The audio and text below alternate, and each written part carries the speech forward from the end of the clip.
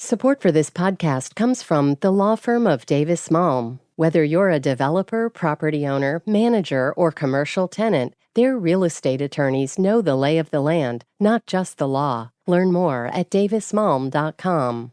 Hey listeners, it's Daryl C. Murphy.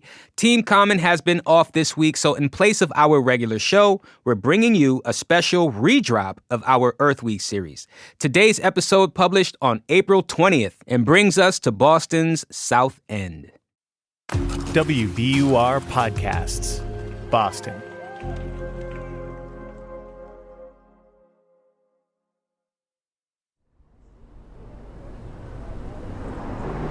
Last year there was a couple days where we had a heat wave, you know?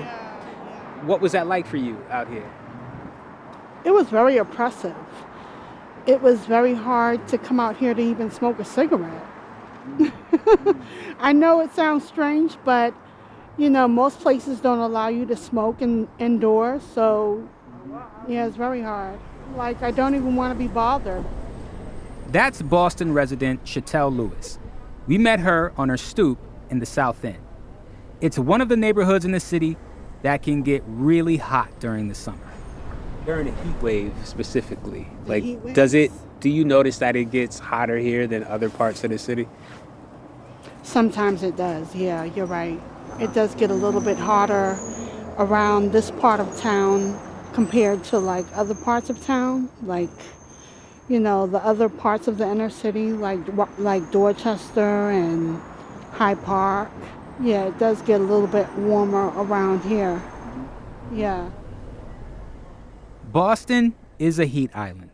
That means it gets hotter here than it does in other surrounding towns and communities because of its dense development and lack of green space. But some parts of the city get hotter than others. Heat islands within a heat island, if you will. The South End, where Chatelle lives, is one of those neighborhoods. I usually stay inside, stay indoors, and just turn on the AC. I'm Daryl C. Murphy, and you're listening to The Common. We're continuing our special Earth Week series, where every day we're bringing you stories about the very present impacts of climate change on our city and region. Warmer weather is one of the most obvious impacts of climate change. And in cities like Boston, that means hotter summers. According to the city, over the last decade, Boston experienced more hot days than any decade in the previous 50 years. And it's only expected to get hotter. In a neighborhood like the South End, that's a serious problem. And we want to know why. We could head down the map. Yeah, let's head that way. All right, that'd be this way. Reverend Vernon K. Walker is the program director of CREW, Communities Responding to Extreme Weather. It's an organization that works to prepare communities to be climate resilient. CREW is national, but its roots and the bulk of its work are in the Boston area. We are at the St. Stephen's Episcopal Church here in the South End, 419 Shawmut Avenue. And this so happens to be one of the Communities Responding to Extreme Weather hubs, or CREW. We not only distribute air conditioning units, but we also provided workshops on best practices to stay cool during extreme heat. The function of a hub is to distribute information to its community around best practices to prepare for localized extreme weather. So we have 3 levels of hubs. All our hubs, we have about 122 across the United States, and all our hubs now are at engagement centers. But we're planning to help our hubs move to level 2 and level 3, where they will also provide a warming center during the wintertime and a cooling center during the summertime. So essentially, that's what hubs are: businesses, faith communities, libraries, etc., that is meeting a social need in the community. As we walk from St. Stephen's Church through the neighborhood, Reverend Walker points out some of the factors that can make it particularly hot in the South End and other parts of the city. So this pavement here, it contributes to the urban heat island effect. Yeah. So the more impervious surfaces that you see, such as what we're walking on now, this retain heat, and then the heat releases at night. So this concrete that we're walking on contributes to the urban heat island effect that the South End here experiences. Mm-hmm. But in general, the signs of an urban heat island is also black rooftop. Interestingly enough, there is a movement to paint rooftops white, and it's actually happening in Chelsea and other parts of the country, because if you paint roofs white, it's reflective of the heat, and it'll actually cool indoor temperature.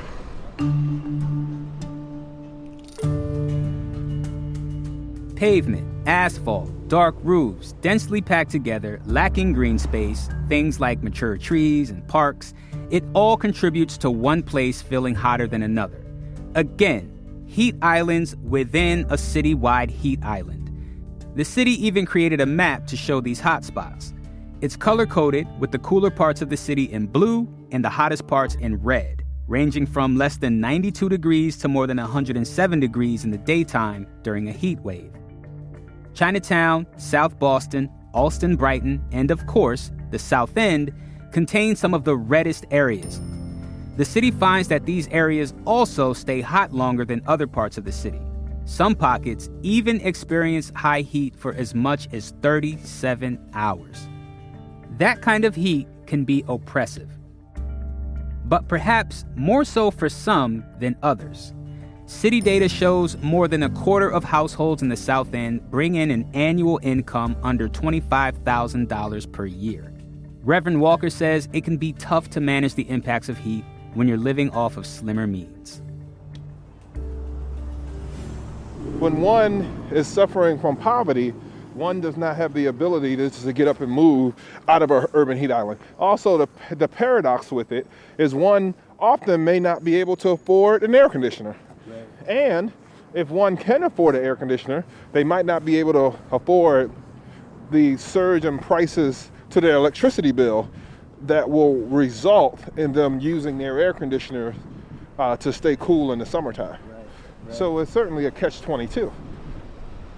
And then there's another factor that plays into the experience of extreme heat: racism. The South End is one of several neighborhoods in Boston that suffered from the legacy of redlining, a practice started in the 1930s where the federal government discouraged banks from offering mortgage loans to residents in non-white communities. Redlining was outlawed in the 1960s, but its effects are still felt today.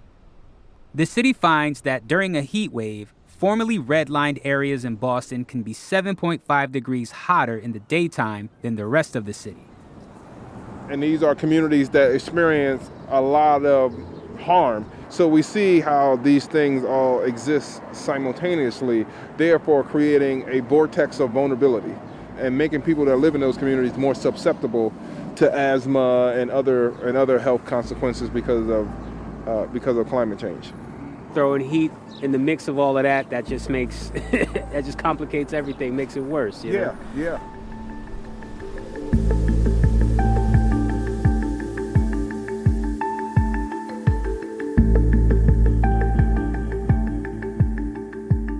We'll be right back.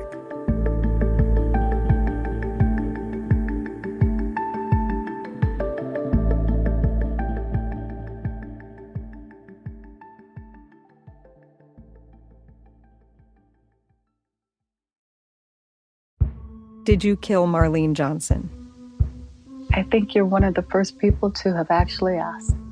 From WBUR and ZSP Media, this is Beyond All Repair, a new podcast about an unsolved murder that will leave you questioning everything. Somebody should be in jail for murdering my sister. A woman who's never been believed. As long as they think I have done this, then they're not looking for who actually did this. And that's what makes it a cold case. No, it's a botched case. And a search for the truth, once and for all. Wow, it just gets more interesting. Beyond All Repair. Listen and follow wherever you get your podcasts. Be careful. You're digging in a place that's been very peaceful for a while. Do it anyway. Dig.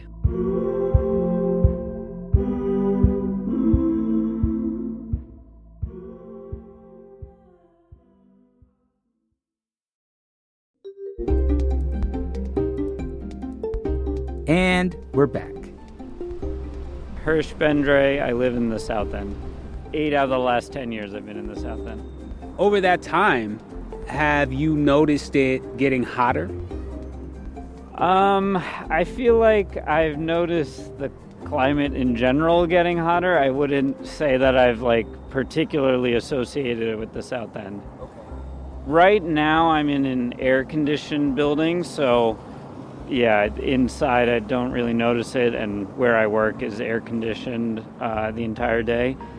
I previously, this would be about 4 years ago now, I lived in an apartment that was not air-conditioned, and it was pretty rough. I remember that one summer was really rough, and then we ended up having to buy an air conditioning unit, and we needed a more expensive non-window unit because the window wasn't actually, window units weren't compatible with that type of window, so I had to buy this other thing because it was just getting so hot in that apartment.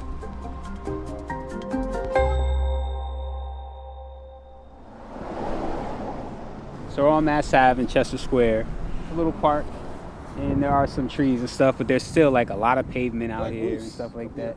So while you have a presence of trees, this is not quite an urban forestry.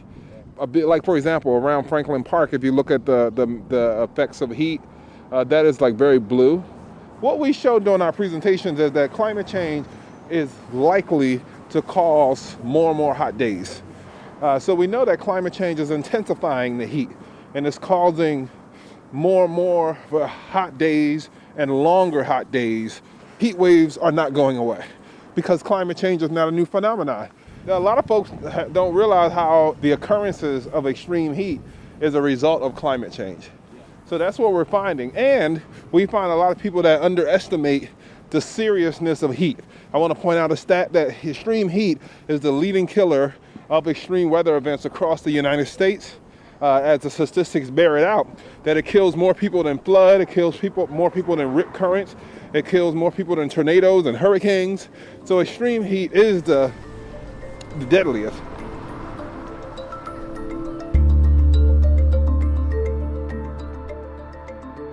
Here, Reverend Walker pulls an orange pouch out of his backpack. The packaging says, "Chill out, heat relief." It's one of the handheld cooling kits he and the rest of crew distribute for free in the communities they work in. So we have instant cold compressors, and this is designed to help people cool down. We have electrolyte tablets, and we have, can you hold that for a second? All right, thank you. We have water. We have emergency drinking water here. Thank you. A cooling kit is an important tool for climate resilience, but it's only one piece.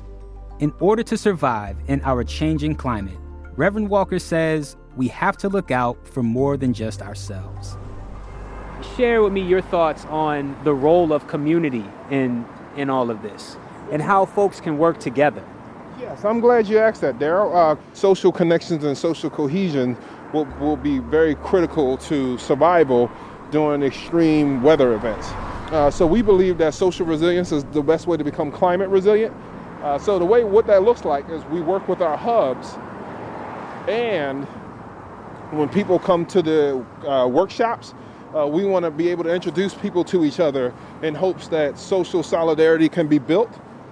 So, for example, if someone doesn't have an air conditioner in their home, or they don't have central air in their home, if they have a friend that's been able to give them a ride to a library or to a rec center, or the friend is able to welcome them to their house, then what we have is a person being able to be resilient against extreme heat when they have that social connection in place.